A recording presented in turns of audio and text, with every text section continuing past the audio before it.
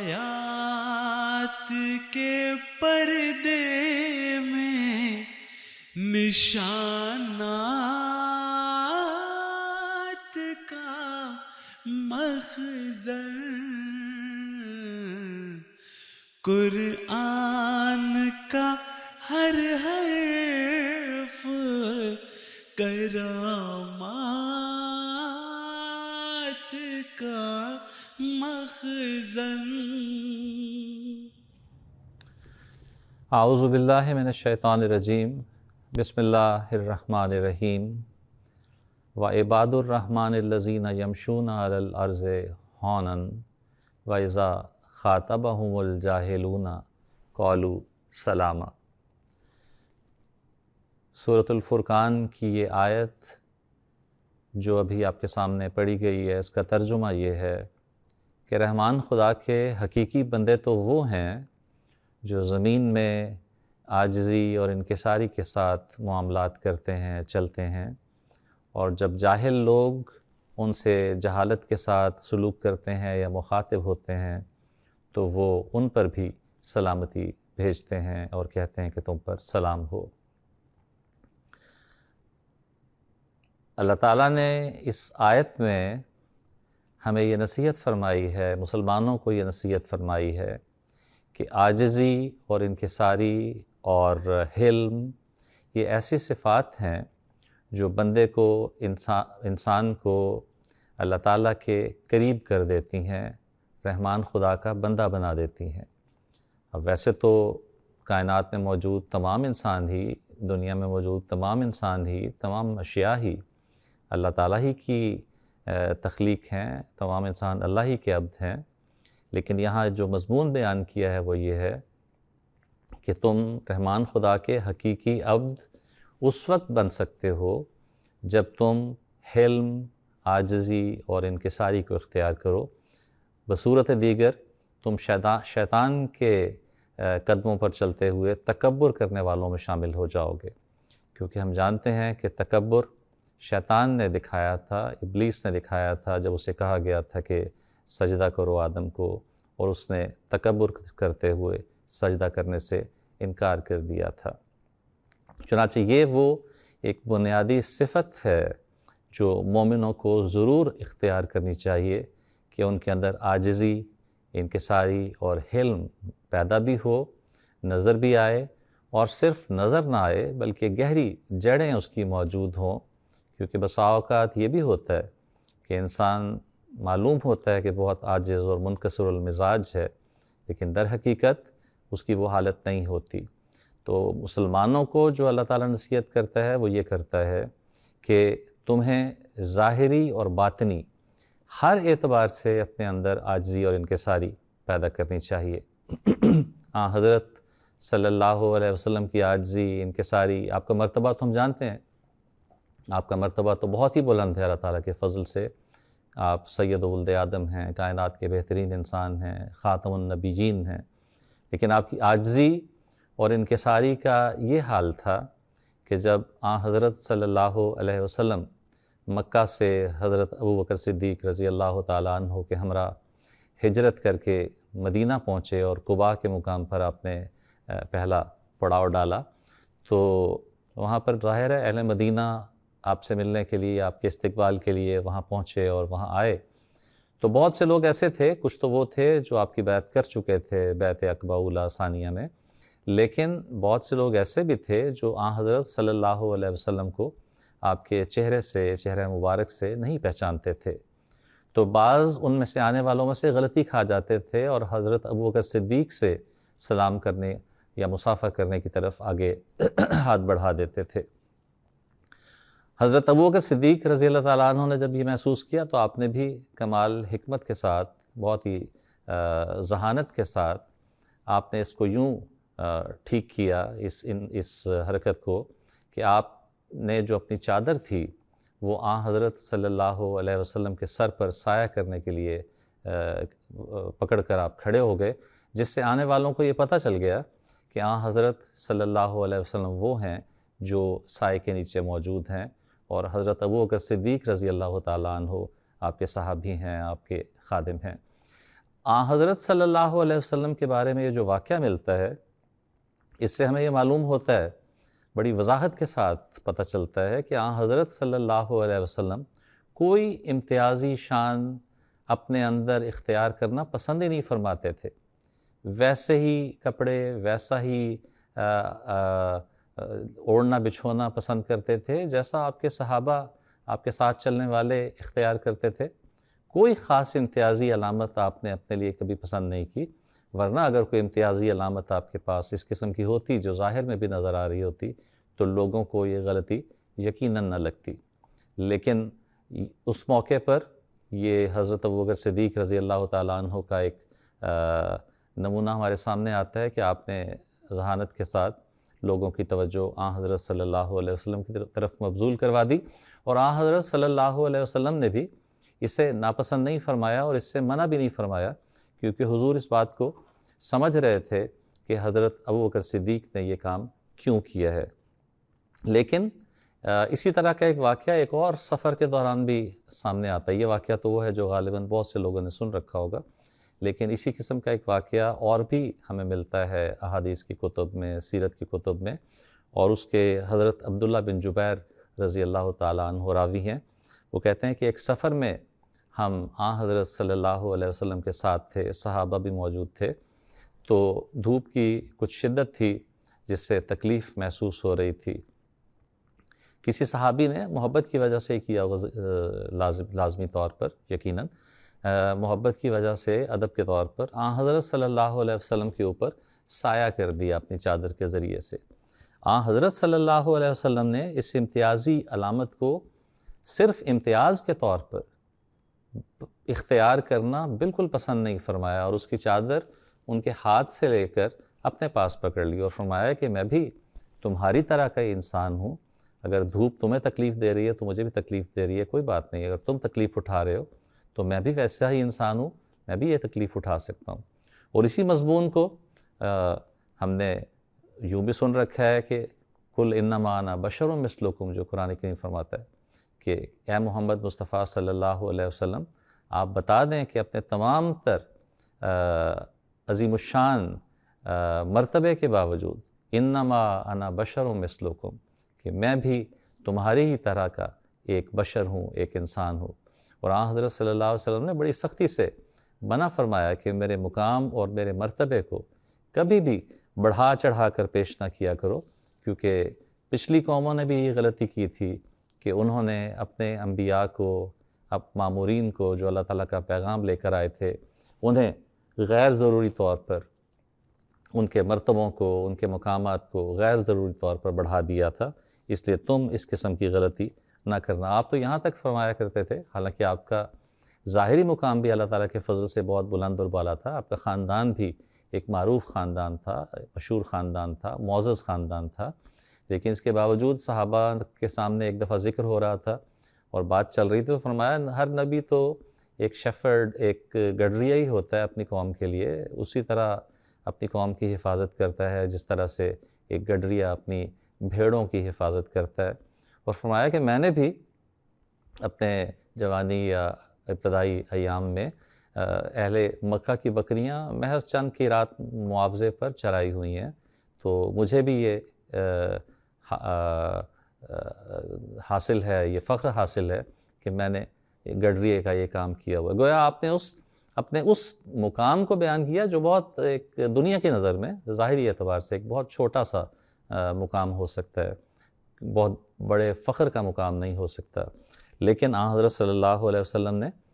صرف نصیحت کے لیے، بتانے کے لیے کہ میں بھی تمہاری طرح کا ایک انسان ہوں، میں نے بھی دنیا میں یہ کام کیے ہوئے ہیں۔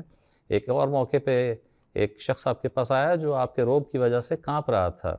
آپ نے فرمایا مجھ سے کیا ڈرتے ہو، میں تو تمہاری طرح کا ایک سادہ سا انسان ہوں اور ایک ایسی عورت کا بیٹا ہوں جو سوکھا گوشت بھی کھا لیا کرتی تھی، تو مجھ سے خوف کرنے کی کوئی ضرورت نہیں، میں کوئی جابر بادشاہ نہیں ہوں، میں جابر بادشاہوں کی طرح کا سلوک نہیں کیا کرتا۔ چنانچہ یہ آپ کا نمونہ تھا کہ ایک اعلیٰ خاندان میں سے ہونے کے باوجود، اور ہم سب جانتے ہیں کہ آپ ایک کامیاب تاجر بھی تھے۔ حضرت خدیجہ رضی اللہ تعالی عنہا کی جو تجارت موجود تھی، حضرت محمد مصطفیٰ صلی اللہ علیہ وسلم نے شادی سے پہلے بھی اور بعد میں بھی جو سفر کیا ان میں غیر معمولی آپ نے ایک کامیاب تاجر ہونا بھی ثابت کر کے دکھایا۔ تو یہ کوئی خیال نہیں کر سکتا کہ حضرت صلی اللہ علیہ وسلم کی عاجزی اور انکساری اور یہ نرمی اور حلم اور منکسر المزاجی کسی اس بنا پر تھی کہ آپ یتیم تھے، در یتیم تھے، یا آپ کو اس چیز کی ضرورت تھی، ہرگز نہیں، بلکہ آپ ایک متمول خاندان سے تعلق رکھتے تھے، اور خاص طور پر شادی کے بعد تو آپ یقینی طور پر ایک متمول خاندان میں شامل تھے۔ گزشتہ دنوں مجھے ایک ویب سائٹ دیکھنے کا اتفاق ہوا جو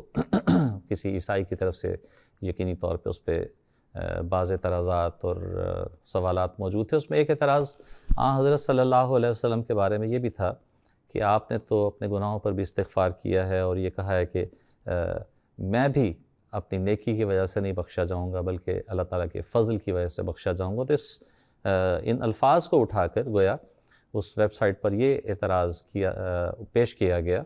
کہ حضرت صلی اللہ علیہ وسلم یا اسلام کے جو نبی ہیں وہ تو یہ کہتے ہیں کہ میں بھی اپنے اعمال کی وجہ سے بخشا نہیں جاؤں گا، حالانکہ یہ محض کم علمی کا نتیجہ ہے۔ جتنا آپ عظمت میں بڑھتے چلے جاتے ہیں، جتنا آپ عظیم ہوتے چلے جاتے ہیں، اسلام ہمیں یہ سکھاتا ہے، اسلام کی تعلیم یہ ہے، اور یہی چیز اللہ تعالیٰ کو پسند ہے کہ جیسے جیسے آپ کا مقام اور مرتبہ بلند ہوتا چلا جاتا ہے ویسے ویسے آپ میں عاجزی اور انکساری پیدا ہونا ضروری ہے۔ اس لیے حضرت صلی اللہ علیہ وسلم کا یہ کہنا کہ میں بھی اپنے اعمال کی وجہ سے بخشا نہیں جاؤں گا، اس کا ہرگز یہ مطلب نہیں ہے کہ آپ کے اعمال اس قابل نہیں تھے، بلکہ صرف آپ کی عاجزی اور انکساری کی حالت بتانا مقصود ہے۔ ورنہ حضرت صلی اللہ علیہ وسلم نے جہاں ضرورت تھی اور اللہ تعالیٰ کی طرف سے آپ کو ہدایت کی گئی کہ اپنے مقام اور مرتبے کے بارے میں دنیا کو بتائیں اور آگاہ کریں، وہاں آپ نے بہت کھل کے اپنے مقام اور مرتبے کے بارے میں دنیا کو بتایا ہے۔ فرمایا کہ انا سید و ولد آدم ولا فخر، کہ میں تمام مخلوقات، تمام جو بنی آدم ہیں، آدم کے جو بھی بچے دنیا میں موجود ہیں، میں ان سب کا سردار ہوں، لیکن اس کے باوجود مجھے اس بات پر کوئی فخر نہیں ہے بلکہ یہ محض اللہ تعالیٰ کا فضل ہے۔ پھر فرمایا کہ تمام سابقہ انبیاء محض اپنی قوموں کے لیے اور مخصوص زمانوں کے لیے تھے، مجھے یہ فخر حاصل ہے کہ تمام بنی نوع انسان کی طرف بھیجا گیا ہوں۔ پھر فرمایا کہ مجھے دیگر انبیاء کے بالمقابل شفاعت کا حق دیا گیا ہے، یعنی یہ وہ اعزازات ہیں حضرت صلی اللہ علیہ وسلم کے جو آپ کو دیگر انبیاء سے ممتاز کرتے ہیں۔ اس کے باوجود آپ فرماتے ہیں کہ میں اس کے نتیجے میں کوئی فخر میرے اندر پیدا نہیں ہو رہا، بلکہ یہ اللہ تعالیٰ کا فضل ہے کہ اس نے مجھے ان چیزوں کے لیے پسند کیا اور چنا۔ آپ نے فرمایا کہ مجھے خاتم النبیین بنایا گیا ہے، اور فرمایا کہ انا سید ولد آدم ولا فخر۔ ان تمام چیزوں کے باوجود، ان تمام تر اعزازات کے باوجود میری طبیعت میں تم فخر کا پہلو نہیں پاؤ گے، تکبر نہیں پاؤ گے۔ ہاں، یہ بتانا فرض ہے، یہ بتانا ضروری ہے، لازم ہے کہ حضرت صلی اللہ علیہ وسلم کا مقام اور مرتبہ بہت بلند ہے، سب پاک ہیں پیغمبر ایک دوسرے سے بہتر، لیکز خدائے برتر، خیر الورا یہی ہے، آپ ہی ہیں وہ خیر الورا جو تمام انبیاء سے برتر اور اعلیٰ ہیں، لیکن آپ نے اپنے لیے کبھی اس بات کو پسند نہیں کیا کہ آپ کے مقام اور مرتبے کو بڑھا چڑھا کر پیش کیا جائے، اور یہ محض آپ کی عاجزی اور انکساری تھی جو آپ کی شخصیت میں، آپ کی سیرت میں ہمیں نظر آتی ہے۔ چنانچہ آپ نے اس کی وجہ بھی بیان فرمائی، صحیح مسلم میں آتا ہے کہ آپ نے فرمایا کہ یہ عاجزی اور انکساری اس بنا پر ہے کہ جب بھی کوئی شخص اللہ تعالیٰ کے لیے، اللہ تعالیٰ کی خاطر، اللہ تعالیٰ کو ذہن میں رکھتے ہوئے عاجزی اور انکساری اختیار کرتا ہے، کسی کمزوری کی وجہ سے نہیں، کسی غربت کی وجہ سے نہیں، بلکہ محض اس لیے کہ اللہ تعالیٰ میری اس عاجزی سے راضی ہوگا، تو فرمایا کہ وَمَا تَوَاضَعَ أَحَدٌ لِلَّهِ إِلَّا رَفَعَهُ اللَّهُ، کہ جب بھی کوئی شخص اللہ تعالیٰ کے لیے عاجزی اور انکساری اختیار کرتا ہے، اللہ تعالیٰ کی خاطر عاجزی اور انکساری اختیار کرتا ہے، اللہ تعالیٰ کبھی اس کو گرنے نہیں دیتا، کبھی اس سے دنیا کی نظر میں حقیر نہیں ہونے دیتا، بلکہ اس کا مقام اور مرتبہ بڑھاتا چلا جاتا ہے۔ حضرت مسیح موعود علیہ السلام نے اسی مضمون کو شعر میں یوں بھی بیان فرمایا ہے، پسند آتی ہے اس کو خاکساری، تذلل ہے رہے درگاہ باری، یعنی اللہ تعالیٰ کو خاکساری بہت زیادہ پسند آتی ہے، اور یہ تذلل ہی ہے جو اللہ تعالیٰ تک پہنچنے کا راستہ ہے. یہ وہ راستہ ہے جو انسان کو اللہ تعالیٰ تک پہنچاتا ہے. حضرت عائشہ رضی اللہ تعالیٰ عنہ بیان فرماتی ہیں حضرت صلی اللہ علیہ وسلم کے اخلاق بیان کرتے ہوئے کہ آپ تو گھر میں یوں رہتے تھے کہ ہر ایک کی گویا خدمت کر رہے ہوتے تھے، اور جہاں سے کوئی آواز آتی تھی کہ یہ کام کر دیں، آپ فرماتے لبیک، حاضر ہوں، میں حاضر ہوں. آپ کے خادم انس بن مالک تھے، وہ کہتے ہیں کہ میں خادم تھا اور حضور مجھے اپنی سواری پر پیچھے بٹھایا کرتے تھے، اور مجھ سے زیادہ جتنا میں آپ کا خیال رکھتا تھا، آپ اس سے زیادہ میرا خیال رکھتے تھے. چنانچہ یہ وہ عالم تھا حضرت صلی اللہ علیہ وسلم کی عاجزی کا کہ نہ بیوی کے مقابل پر، نہ غلاموں کے مقابل پر، نہ خدمت گزاروں کے مقابل پر کبھی آپ نے خود کو بالا اور برتر محسوس نہیں کیا. مسجد نبوی کی تعمیر ہو رہی تھی، صحابہ کے ساتھ آپ بھی کام کر رہے تھے، کام بانٹ رہے تھے. کھدائی کا کام ہو رہا تھا خندق میں، وہاں بھی آپ صحابہ کے ساتھ کاموں میں مصروف تھے.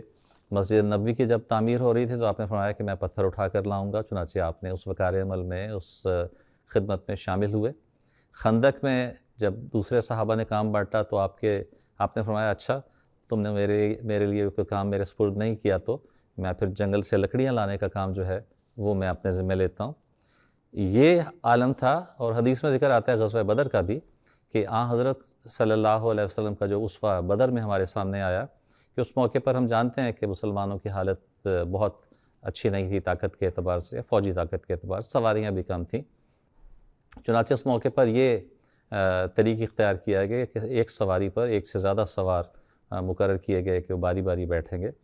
حضرت صلی اللہ علیہ وسلم کے لیے صحابہ نے، ظاہر ہے آپ سے محبت بھی تھی، ادب بھی تھا، تو آپ کے لیے ایک سواری مخصوص کر دی اور یہ خیال کیا کہ حضور اس سواری کو مستقل استعمال کریں جبکہ باقی صحابہ باری باری اپنی سواری کو تبدیل کر کے استعمال کریں گے. حضرت صلی اللہ علیہ وسلم نے اس بات کو پسند نہیں فرمایا. فرمایا کہ نہیں، تم نے جو چیز اپنے لیے تجویز کی ہے میں بھی اسی تجویز کے مطابق اس کا حصہ بنوں گا، کیونکہ نہ تو میں طاقت میں تم سے کم ہوں اور نہ ہی اللہ تعالیٰ سے اجر کی طلب میں تم سے کم ہوں. جتنا تم اللہ تعالیٰ سے ثواب کی طلب رکھتے ہو مجھے بھی اللہ تعالیٰ سے اتنا ہی ثواب لینا ہے، اس لیے میں بھی اسی طرح سے اس غزوے میں شامل ہوں گا اور اسی طرح سے جس طرح سے تم شامل ہو رہے ہو تکلیف اٹھا کر، اسی طرح سے میں بھی اس میں شامل ہوں گا. تو یہ حضرت صلی اللہ علیہ وسلم کا نمونہ تھا اور ہے جو سیرت کی کتابوں میں بھی موجود ہے، آپ کی ذات میں ہمیں نظر آتا ہے، جس کا قرآن کریم بھی ذکر کرتا ہے کہ آپ نے کبھی بھی عاجزی اور انکساری کے پہلو کو ہاتھ سے نہیں جانے دیا اور ہمیشہ عاجزی اور انکساری کو اپنا وتیرہ بنا کے رکھا. چنانچہ حضرت اقدس مسیح موعود علیہ السلام عاجزی، انکساری اور حلم کے بارے میں جو تعلیم ہے اسلام کی، اس کو بیان کرتے ہوئے جو نصیحت فرماتے ہیں ملفوظات میں اس پر اپنے آج کے اس درس کو مکمل کرتا ہوں. حضور فرماتے ہیں کہ اللہ تعالیٰ بہت رحیم و کریم ہے، وہ ہر طرح انسان کی پرورش فرماتا اور اس پر رحم کرتا ہے، اور اسی رحم کی وجہ سے وہ اپنے ماموروں اور مرسلوں کو دنیا میں بھیجتا ہے تاکہ وہ اہل دنیا کو گناہ آلود زندگی سے نجات دیں. مگر تکبر بہت خطرناک بیماری ہے. جس انسان میں یہ پیدا ہو جاوے اس کے لیے روحانی موت ہے. میں یقیناً جانتا ہوں کہ یہ بیماری قتل سے بھی بڑھ کر ہے. متکبر شیطان کا بھائی ہو جاتا ہے، اس لیے کہ تکبر ہی نے شیطان کو ذلیل و خوار کیا. اس لیے مومن کی یہ شرط ہے کہ اس میں تکبر نہ ہو بلکہ انکسار، عاجزی، فروتنی اس میں پائی جائے، اور یہ خدا تعالیٰ کے ماموروں کا خاصہ ہوتا ہے. یعنی سب سے زیادہ خدا تعالیٰ کے ماموروں اور مرسلوں میں یہ بات ہوتی ہے کہ ان کی عاجزی انتہا کو پہنچی ہوتی ہے. فرمایا ان میں حد درجے کی فروتنی اور انکسار ہوتا ہے، اور سب سے بڑھ کر حضرت صلی اللہ علیہ وسلم میں یہ وصف تھا. آپ کے ایک خادم سے پوچھا گیا کہ تیرے ساتھ آپ کا کیا معاملہ ہے، یعنی آپ کیسا سلوک کرتے ہیں؟ تو اس نے کہا کہ سچ تو یہ ہے کہ مجھ سے زیادہ وہ میری خدمت کرتے ہیں. یعنی حضرت صلی اللہ علیہ وسلم خادم سے زیادہ، فرمایا وہ کہتے ہیں کہ وہ میری خدمت کرتے ہیں. اللہم صلی علی محمد و آل محمد وبارک وسلم انک حمید مجید۔ اللہ تعالی ہمیں حضرت صلی اللہ علیہ وسلم کے اس اسوے پر اور قرآن کریم کی ان تعلیمات پر کما حق ہو عمل کرنے کی توفیق عطا فرمائے، اور ہمیں ان لوگوں میں شامل فرمائے جو عباد الرحمن بنتے ہیں، جو اللہ تعالیٰ کے رحمان خدا کے بندے بنتے ہیں اور عاجزی اور انکساری کے ساتھ دنیا میں اپنا وقت گزارتے ہیں۔ وآخر دعوانا ان الحمد للہ رب العالمین۔